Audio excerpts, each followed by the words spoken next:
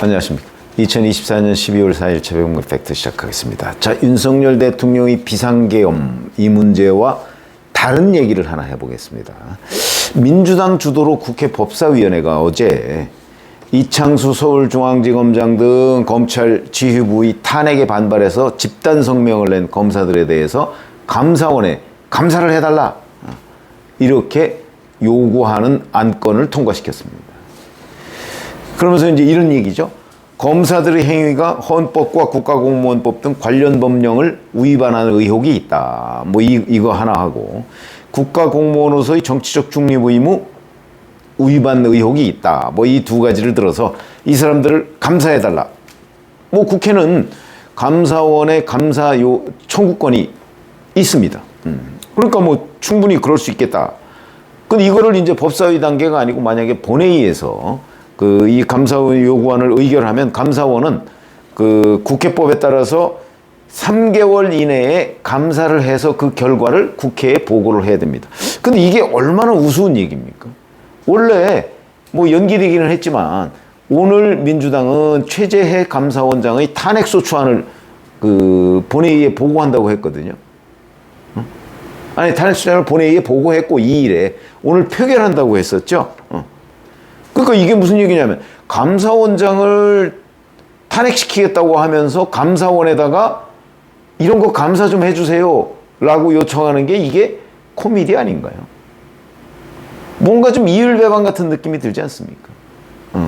자, 뭐 이런 하여튼 희극이 지금 빚어지고 있는 상황에서 자, 감사원은 가만히 있지 않았습니다. 자, 민주당이 이렇게 감사원에 대해서 뭐 이런저런 소극을 연출하고 있는 이때에 최재해 감사원장이 본인이 이제 오늘 탄핵될 것이 뭐 거의 확실시 됐었죠, 원래는. 그러다 보니까 그 대책을 세워놓은 사실이 밝혀졌습니다. 그 무슨 얘기냐면 본인이 오늘 탄핵이 되면 직무정지가 되죠. 곧바로 직무정지가 됩니다.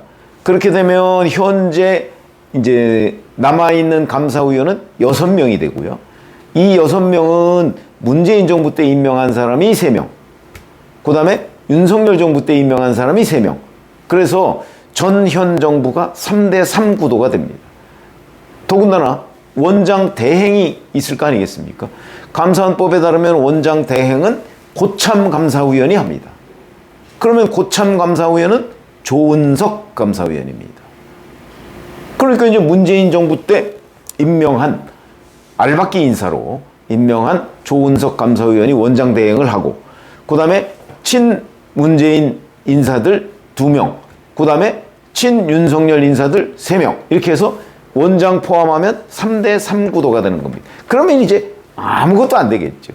이미 감사를 한 사항에 대한 언론 발표나 조치, 뭐 이런 것도 이제 감사위원 회의를 통과해야 되는데 3대3이니까 통과가 안 되겠죠?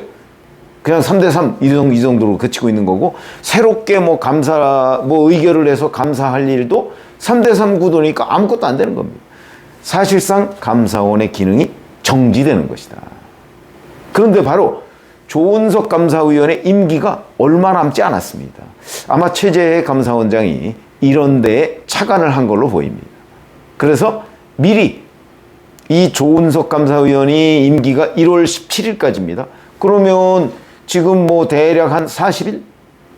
한 45일 정도 남은 거죠. 17일만 43일 정도 남았나요?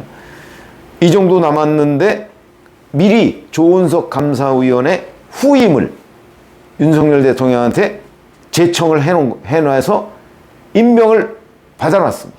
그게 바로 백재명 서울고등검찰청 검사입니다. 이렇게 되면 이제 어떤 문제가 생기냐면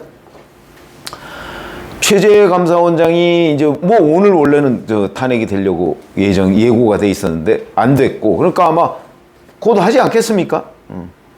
표결을 할 겁니다. 그러면 직무정지가 되면 그날로부터 대략 뭐 한 달 또는 한 달 이내 조은석 감사위원이라는 사람이 이제 감사원장 직무대행을 하죠.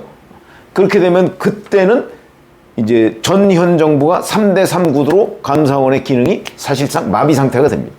그런데 한 달쯤 지나면 1월 18일부터는 조은석 감사위원의 후임자가 오지요. 바로 백재명 신임 감사위원이 오는 겁니다. 이렇게 되면 다시 친윤석열 감사위원이 4명이 되고요. 그 다음에 문재인 정부 때의 감사위원은 2명이 되고, 대신 감사원장 직무대행은 김인회 감사위원.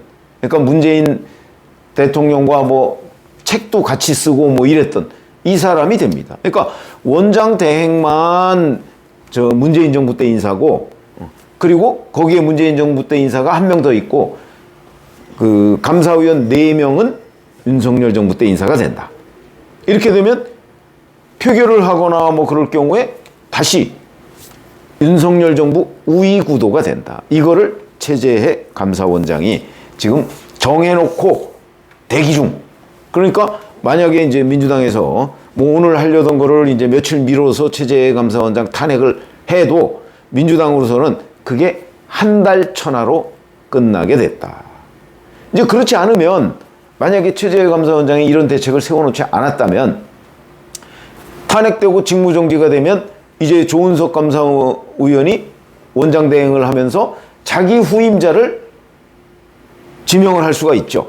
물론 이거는 논란이 있습니다.